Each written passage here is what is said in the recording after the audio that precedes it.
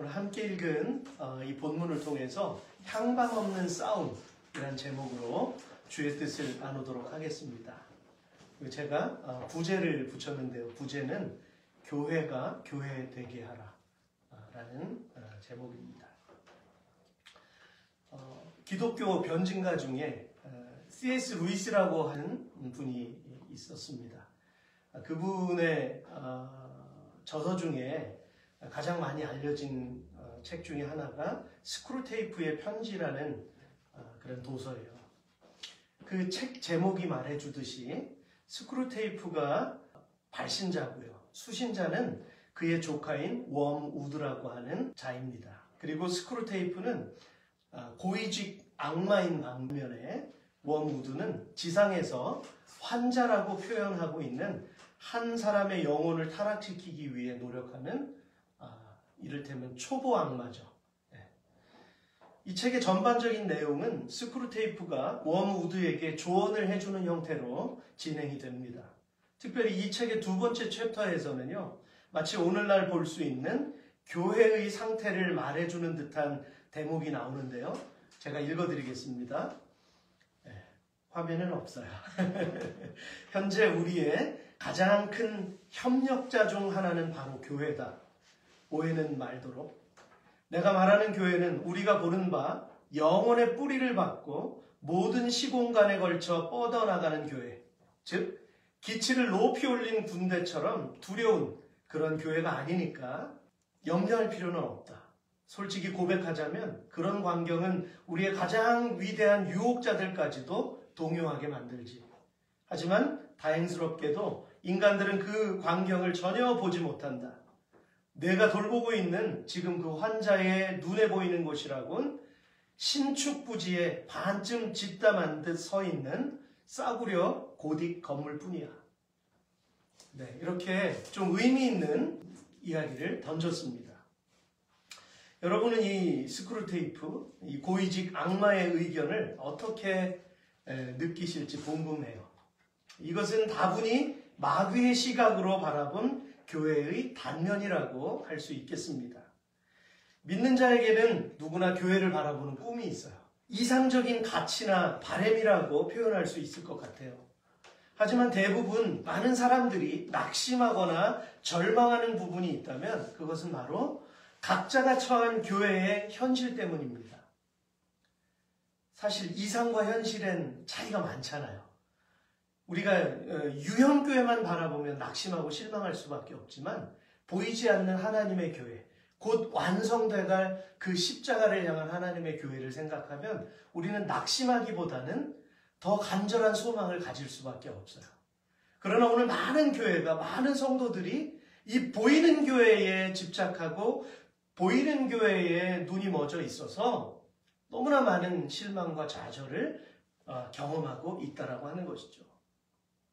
스크루테이프가 표현한 신축부지에 반쯤 짓담한 듯 서 있는 싸구려 고딕 건물이라는 말이 어쩌면 복음의 위대한 능력을 잃어버리고 표류하고 있는 지금 많은 사람들에게 비춰진 교회의 모습은 아닐까, 그렇게 생각이 됩니다.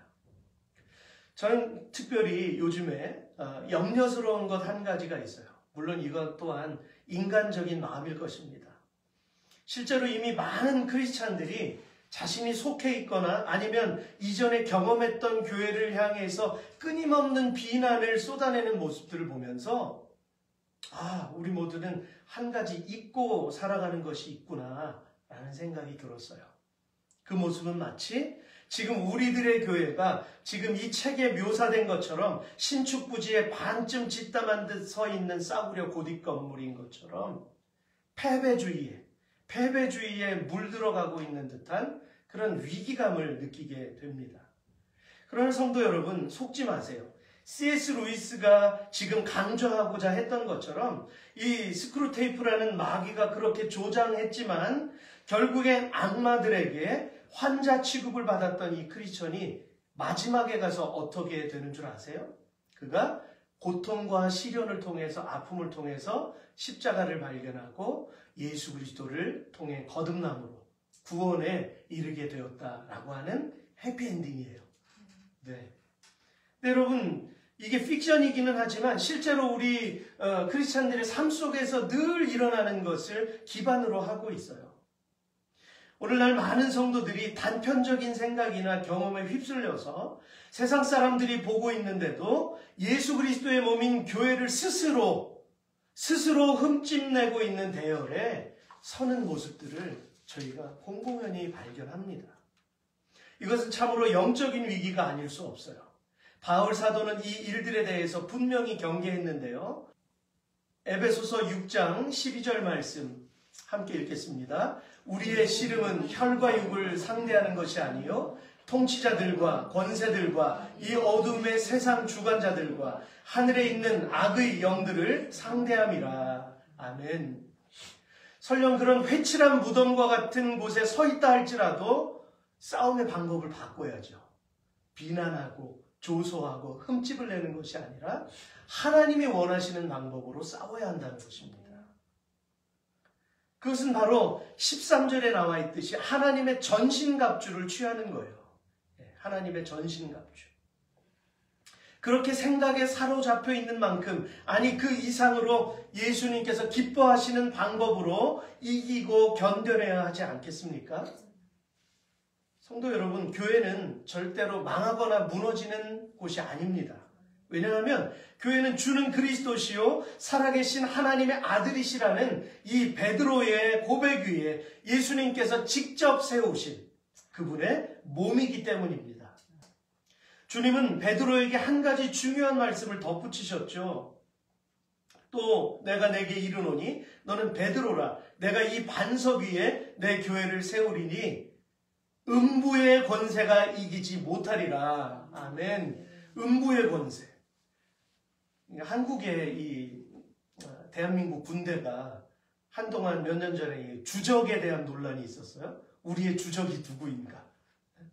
주적이 북쪽에 있는 인민들이 아니라 군대죠. 북쪽에 있는 군대가 주적이죠. 여러분, 우리의 주적이 누굽니까? 주적은 마귀예요. 사탄입니다. 헬라어로는 하데스라고 부르는 음부의 권세입니다. 죽음과 사망의 영역이죠. 그러나 오늘 교회를 분열시키려고 하는 근간을 이루는 세력을 사람으로 간주하고 접근한다는 데 문제가 있습니다. 오늘 많은 사람들이 그렇게 실족하고 있어요. 얼마나 많은 사람들이 비난의 그 대열에 합류하고 있는지 모릅니다. 주적은 바로 사람을 이간하고 조롱하고 있는 사단과 그의 세력인데요. 믿음으로 깨어있지 못한 상태에서 우리의 눈은 온통 정죄받아야 할 사람들의 모습만 가득한 것입니다. 우리가 자칫 잘못하면 저와 여러분들도 그런 곳으로 치우칠 수 있어요. 하지만 우린 분명히 알고 대적해야 하는데요. 골로새서 1장 16절에서는 분명히 하나님께서 하늘과 땅에 만드신 것들 중에는 보이는 것들과 보이지 않는 것들과 혹은 왕권들이나 주권들이나 통치자들이나 권세들이 존재하고 있는데 많은 경우 우리는 보이지 않는 적들을 의식하고 그들과 싸우는 방법을 잃어버렸다고 하는 것입니다. 오늘날 교회가 기도로 깨어 있어서 영적인 싸움을 해야 되는데 육적인 싸움에 매여있는 이런 광경이 거의 태반이에요. 여러분, 누가 이걸 잃어버리게 할까요? 마귀가 그렇게 조장하는 거죠. 거룩한 것을 치장하고 거룩한 것으로 포장해서 마치 대의를 위한 것이냐 막 지적을 하고, 그러나 분별과 또한 판단은 다른 것입니다. 하나님 앞에서 분별하는 것은 영으로 깨어있는 것이죠. 저는 저의 어머니의 믿음을 보고 자랐는데요. 어머니 생각을 하면 기도하시는 모습들이 가장 짙게 기억에 남아 있습니다. 어릴 때는 어머니가 무슨 애통한 일이 있어서 저렇게 매일 울고 매일 기도하고 철야하고 금식하고 왜 저러시는지 어릴 때는 잘 이해가 가지 않았어요. 예전에는 중보기도라는 말도 사용하지 않았습니다. 근데 누가 기도 부탁을 하거나 주변에 어려운 분들이 계시면 그분들을 위해서 그렇게 금식을 하시는 거예요. 본인을 위해서 금식하는 게 아니라 그 기도를 부탁한 분을 위해서 일주일을 기도하고 또 3일을 금식하고 계속 금식을 밥 먹듯이 하시는 거예요. 그래서 그 모습을 보면서 나중에 깨닫게 되는 것이 다른 걸로 도와줄 여력이 없으니까 저렇게 계속 기도를 하셨구나. 지금 생각해보면 그 뜨겁고 순전했던 눈물의 기도가 있었기 때문에 그 모진 시련들을 이겨내셨으리라 확신하게 되는 것이죠. 저는 지금 아무리 생각해도 어머님을 따라갈 수가 없는 것 같아요.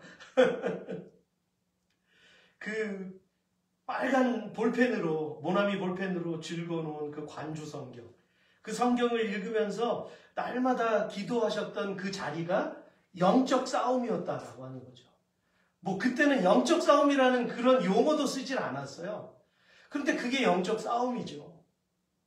하지만 오늘 안타깝게도 많은 사람들이 그 싸움의 방법을 잃어버린 지 오래됐고요. 그 방법을 선택하지 않는다는 데 문제가 있습니다. 그렇다면 우리 신앙의 형태가 왜 그렇게 바뀌어버린 것일까요? 서두에 제가 표류라는 표현을 사용했어요. 표류가 뭐죠? 배가 움직일 때 사용하는 단어잖아요. 목적이 없이 또 그냥 방황하는 것이 표류입니다. 목적이 없을 때. 교회가 가는 방향은 정해져 있습니다. 오늘 본문 22절, 23절입니다. 약한 자들에게 내가 약한 자와 같이 된 것은 약한 자들을 얻고자 함이요. 내가 여러 사람에게 여러 모습이 된 것은 아무쪼록 몇 사람이라도 구원하고자 함이니 내가 복음을 위하여 모든 것을 행함은 복음에 참여하고자 함이라. 아멘. 이 말씀처럼 저와 여러분들은 복음에 참여한 사람인 줄로 믿습니다. 그러므로 사도 바울이 약한 자들에게는 약한 자와 같이 여러 사람에게는 그들이 가진 다양한 모습으로 다가섰듯이 잃어버린 영혼들의 상태와 상황을 직면하고 우리가 지혜롭게 다가가야 함을 의미하는 것입니다. 물론 예외는 있어요. 이단 사설이나 성경의 본뜻을 훼손시키는 행위, 이런 것을 일삼는 사람들에게는 단호하게 대처해야죠. 꾸짖어야죠. 선포해야죠. 오늘 교회 역사 위에 실로 많은 사람들이 믿음의 결승선을 출발했습니다.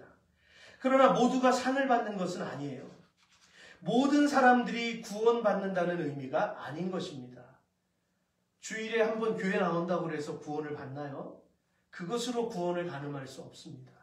그가 얼마나 거듭나기 위해 애를 쓰는지, 그가 얼마나 하나님께 가까이 가기 위해 삶을 변화시키기 위해서 얼마나 노력하고 애통해하는 마음을 가지고 있는지, 그것을 통해서 우리가 그가 성령 하나님을 갈망하는 사람인지 우리가 분별할 수 있죠. 24절입니다.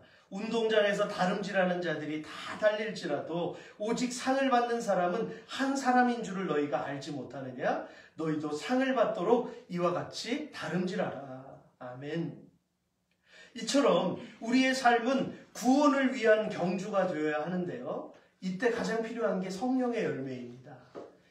오직 성령의 열매는 사랑과 희락과 화평과 오래 참음과 자비와 양선과 충성과 온유와 마지막이 뭡니까? 절제니 이 같은 것을 금지할 법이 없느니라.